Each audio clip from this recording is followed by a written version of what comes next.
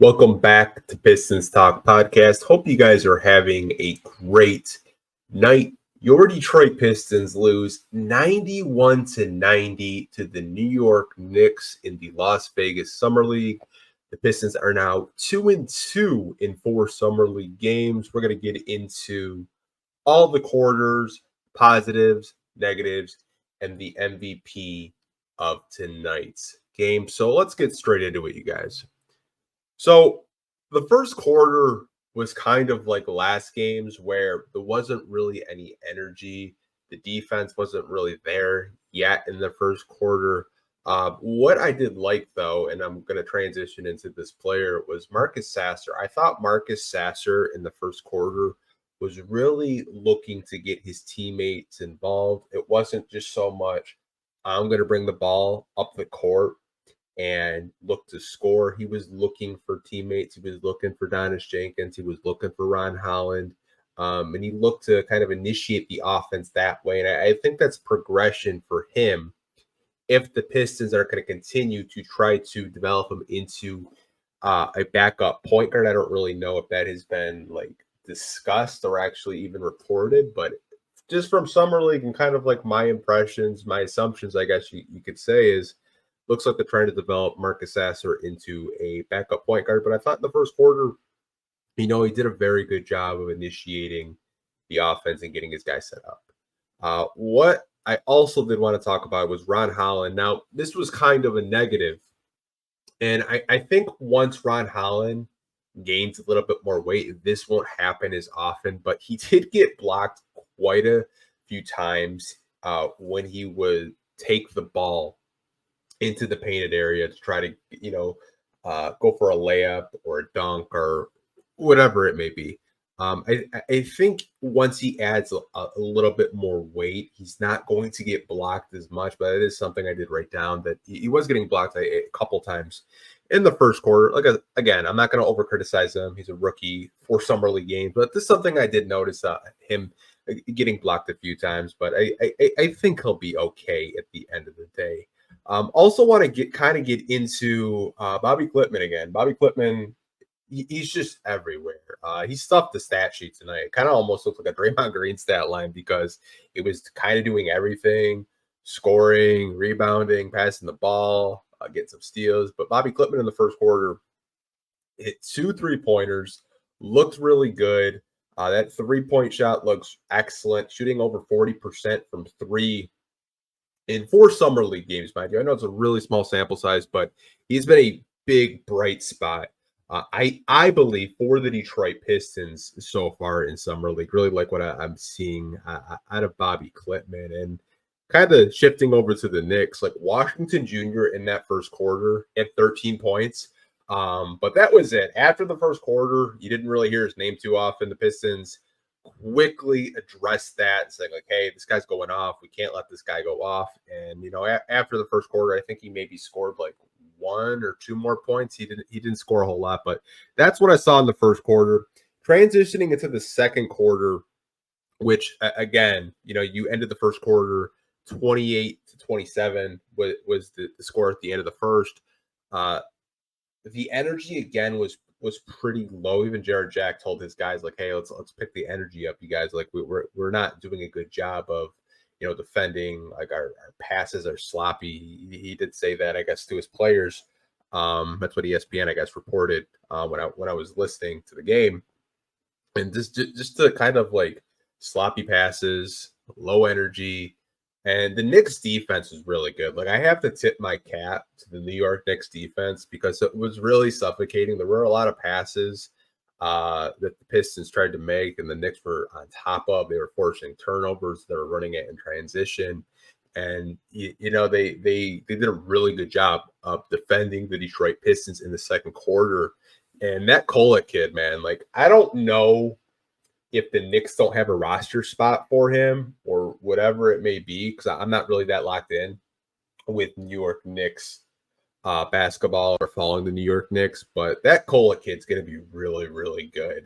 I know some people were comping him to TJ McConnell, but man, like he's got a little Jalen Brunson in there. Like I kind of see like what ESPN was talking about. Apparently that's like a player like he idolized. But I really like that Kolek kid. I think he's going to be a really, really good player in the NBA. Really like what I saw from him tonight.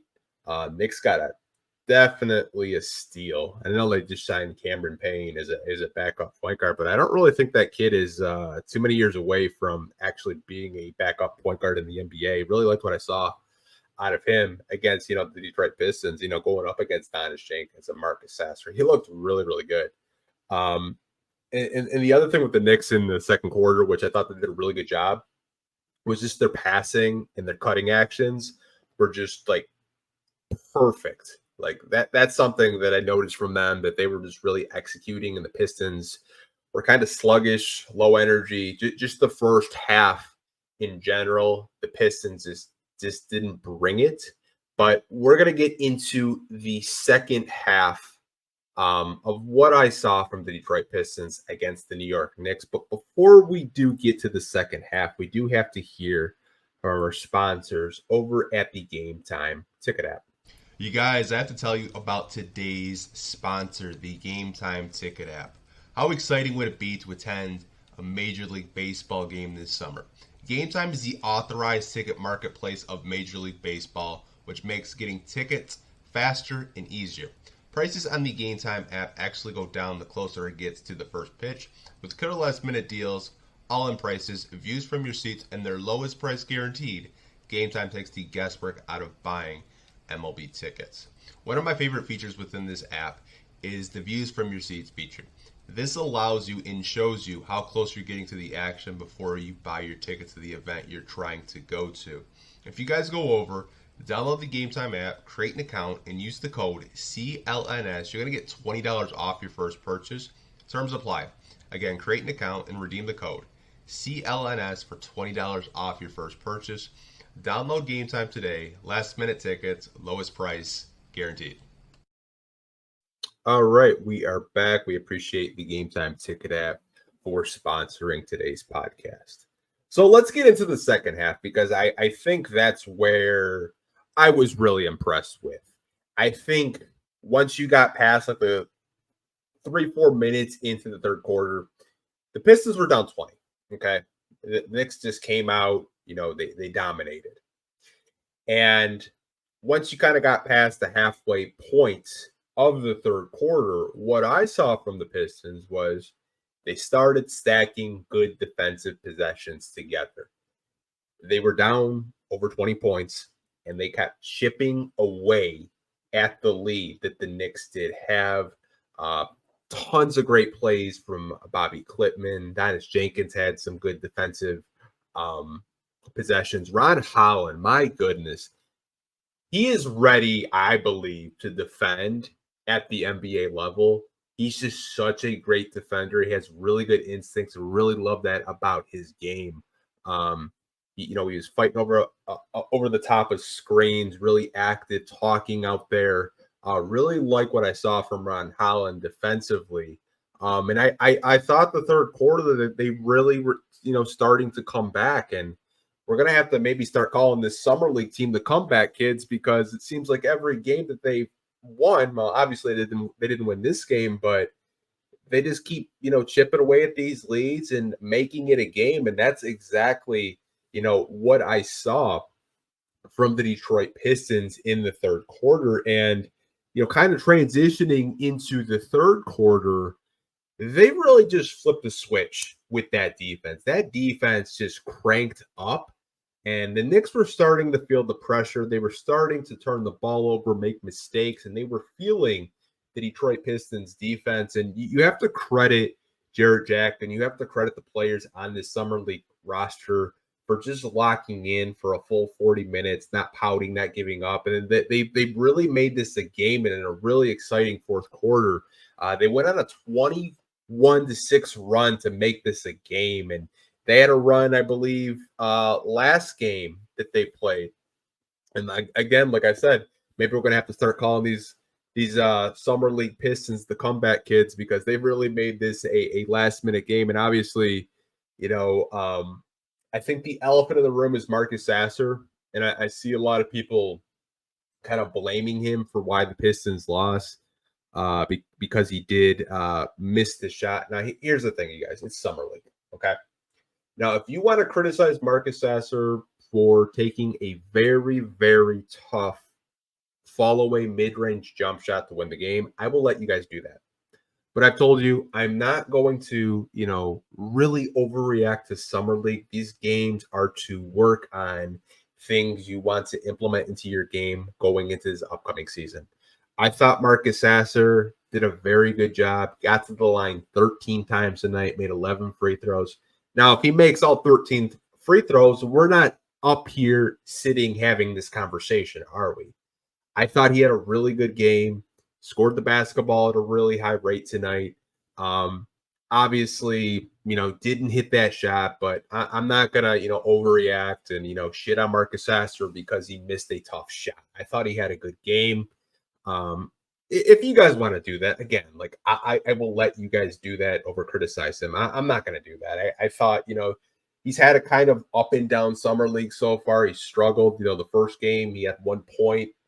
And since then, he's been trying to learn to kind of facilitate and not so much score.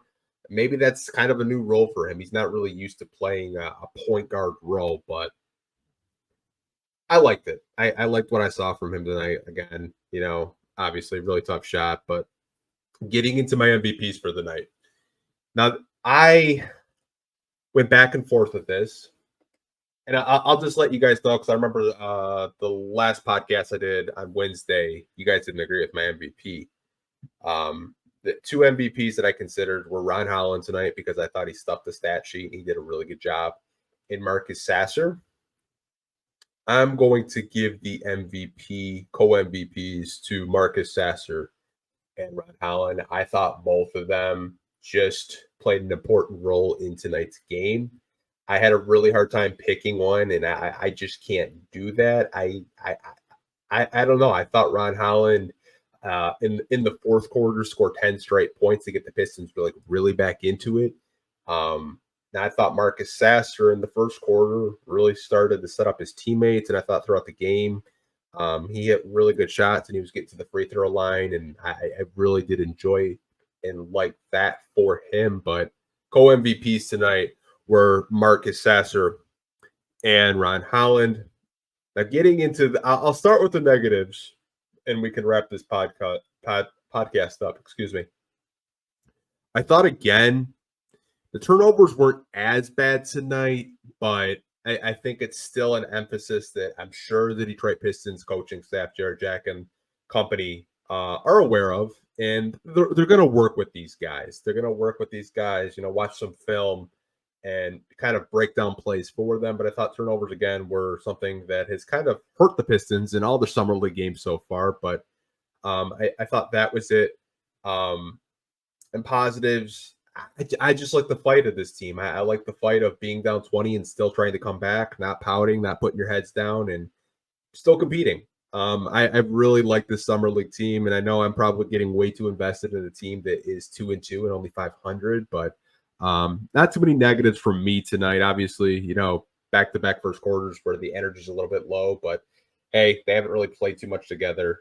Probably, less than 3 weeks together, and they're making it close games tonight. 91-90 was the final score. Knicks took it. But talk to me down below in the comment section what you guys thought of tonight's game. I will talk to you guys down there. Like always, hope you guys are staying safe. Take care, and we'll catch you guys on the podcast this Sunday. We are going to be having Corey Woods to kind of break down the Pistons offseason so far. And we're going to talk some more summer league on Sunday. So hope to see you guys there. But again, have a good weekend, you guys. Stay safe. Peace.